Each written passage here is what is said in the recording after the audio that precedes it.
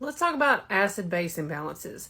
So there are four basic types of acid-base imbalances: respiratory acidosis, metabolic acidosis, respiratory alkalosis, and metabolic alkalosis. First, let's talk about respiratory acidosis. So respiratory acidosis is going to consist of a pH that is very low and a PaCO2 level that is very high. So I have the most common cause listed, and this is of chronic respiratory acidosis as COPD.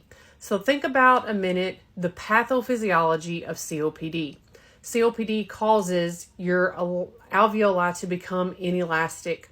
Those inelastic alveoli are then unable to get carbon dioxide out of the lungs. So the patient retains carbon dioxide and they become chronically respiratory acidotic.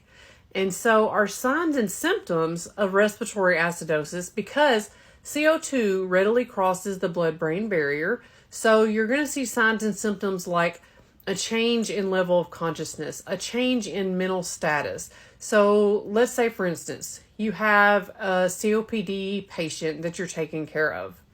That COPD patient is alert and oriented ×3 during your 7 o'clock assessment. You go back in about 2 hours later and they are now confused as a Betsy bug. They are becoming a little bit restless, a little bit agitated. Always take that seriously. Anytime there's a change in level of consciousness or a change in mental status, it is important. So likely what is happening is possibly that this patient is retaining CO2 and they're going into a respiratory acidotic state. One of the main reasons that our COPD patients, we're not supposed to give them high amounts of oxygen, because in a COPD patient, their drive to breathe is caused by hypoxemia. So we want to keep our COPD patients slightly hypoxemic so they continue to breathe. Whereas with you or I or somebody that does not have COPD, our drive to breathe is buildup of CO2 within our lungs.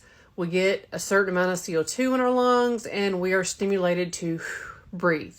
But with COPD, these patients get used to or get accommodated to a higher level of CO2, so that can no longer be their drive to breathe. So think of any disease state that prevents a good full respiration and prevents the exhalation of CO2. So pneumonia, causing fluid around the lungs, chest trauma, preventing a full good inhalation, exhalation, causing retention of CO2. A CHF patient with fluid buildup around the lungs. So anything that would lead to CO2 retention within the lungs can lead to a state of respiratory acidosis. Next, let's talk about metabolic acidosis. So with metabolic acidosis, we're going to have, again, a very low pH, but we're going to have a very low bicarb level. Okay, so this is metabolic, so our bicarb level here is going to be low. Typically, bicarb ranges anywhere from 22 to 26. And I didn't say this before, but CO2 ranges from 35 to 45. All right, so our most common causes with metabolic acidosis, renal failure is way on up there. With renal failure, what we have are kidneys that are unable to excrete hydrogen, which is an acidic product, and kidneys that are unable to produce bicarb, okay? So leading to a state of metabolic acidosis. DKA, or diabetic ketoacidosis. So this is where the body actually starts to break down fat. The process is called lipolysis, and that breaks down further into keto acids, eventually leading to a state of acidosis. And then lactic acidosis. So anytime the patient is forced into anaerobic metabolism or performing of cellular metabolism in the absence of oxygen, lactic acid is given off as a byproduct. So a patient in a state of shock, for example. So signs and symptoms. You're going to see tachypnea because our lungs are trying to compensate for the metabolic acidosis. So the patient is going to be breathing fast and heavy to try to blow off CO2 to compensate for the acidotic state. Next, over here we have respiratory alkalosis. So the most common culprit here is going to be anything that causes the patient to hyperventilate. Hyperventilation is the blowing off of CO2, the exhalation of CO2 in large amounts. So that leads to a state of alkalosis in which your pH is very, very high and your CO2 is very, very low. Okay, so anything that leads to hyperventilation, so think about severe pain, a lot of physiologic stress leading to hyperventilation and the blowing off of CO2. Signs and symptoms of respiratory alkalosis. If you've ever hyperventilated and you felt lightheaded or syncopal, that's a manifestation of respiratory alkalosis. Also, hypocalcemia goes along with respiratory alkalosis. And with any alkalotic state, we're also going to be looking for hypokalemia. As with an acidotic state, we're going to be looking for hyperkalemia.